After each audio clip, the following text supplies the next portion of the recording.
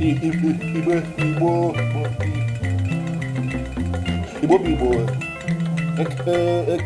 ekele m unu. Ana m anabata unu n'ihe omume orejiela joint nke taa. So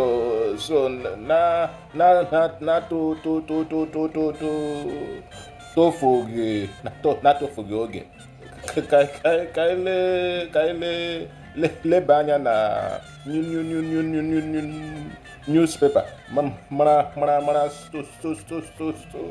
stories ndị gbara na newspaper. Naanị ihe ị ga-emewo were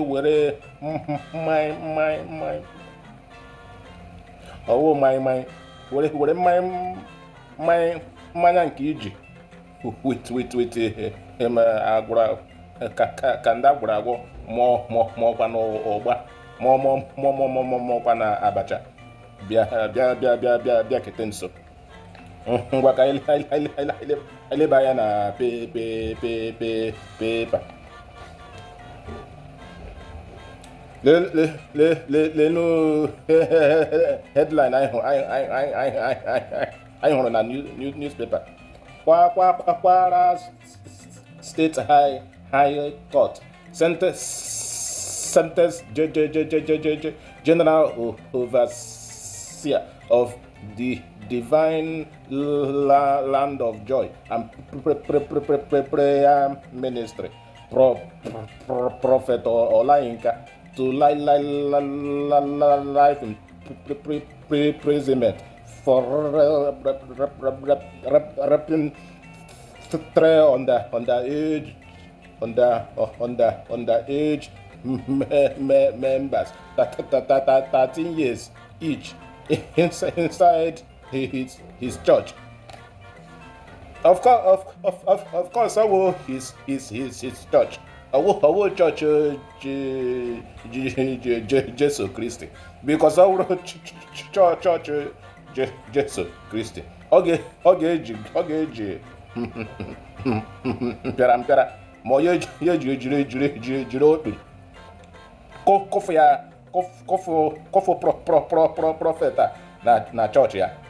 Ịbụ mmekpu prọfet a mere.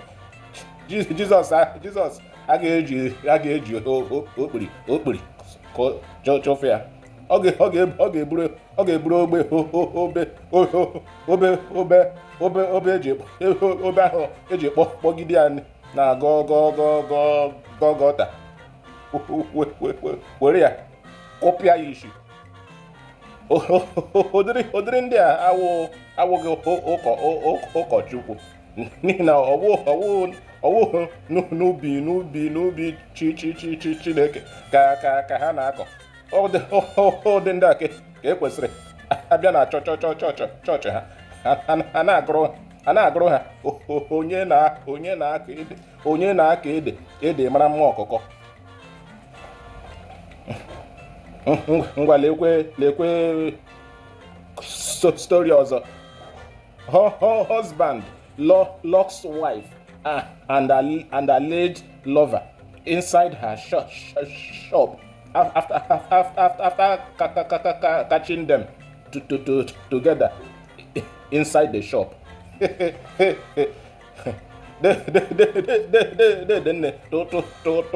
Tosia. Iwe gị dajụọ. Ebe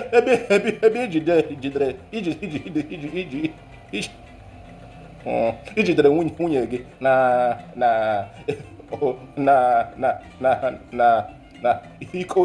iko ya nwoke n'ime shop ya.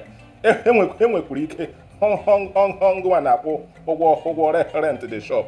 Iko ya nwoke aga lakwunye ebe ahụ. Ị ka na ịgbachigide ha abụọ. Ugbu a ị na-akụfụ ya akụfụ, ka ị na-akụba gị akụba. ọ dị egwu ihe ndị mmadụ na-ahụ n'ime marriage this time around. Ọ dị egwu. Ngwa lekwa ọzọ n'ime paper. Obi or nothing is an abomination in Igbo land, which is why P2B will lose the entire Southeast in 2027. Igbos believe in Somadina. Kenneth Okonkwo.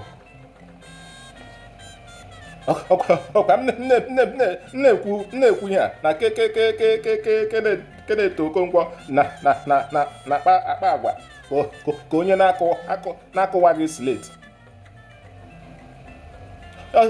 Oche na ihe a wụ film living in bondage. So kama Kenneth Okonkwo ga-gwa anyị that na enwere one certain time gbawara ya obi, ya wụ Somadina. Ya bịa na-achọ ijoin P2B na relationship issues ya. Ngwa le na story ọzọ ahụrụ ọwụ ahụrụ na paper. Gombe State University discovers a day old baby boy at institution's female hostel. M na-eji adụ nne na nna ọdụ si ha ha nọtụkwa, ha ga-lee visit ụmụ ha nọ na mahadum, because some of them nọ na university dịka di na nwunye. Ebi dịka di na nwunye. Ha na-eme ihe niile di na nwunye na-eme. Ha na-asa ka ahụ. Ha na-eji nke nwoke were hama jip ya ọkwaba na keke na pepe nke nwaanyị. Ya wụ ụmụ school kwesịrị ịga fesie ihe digara ha na school ka ha ga amụọ. Ha gazie na school afọ ihe ha si ha na-amụ na-aga amụ ihe ọzọ. Onye mere nụ ha nọcha na first semester lọbata. Ị na-ele ndị nke nwaanyị na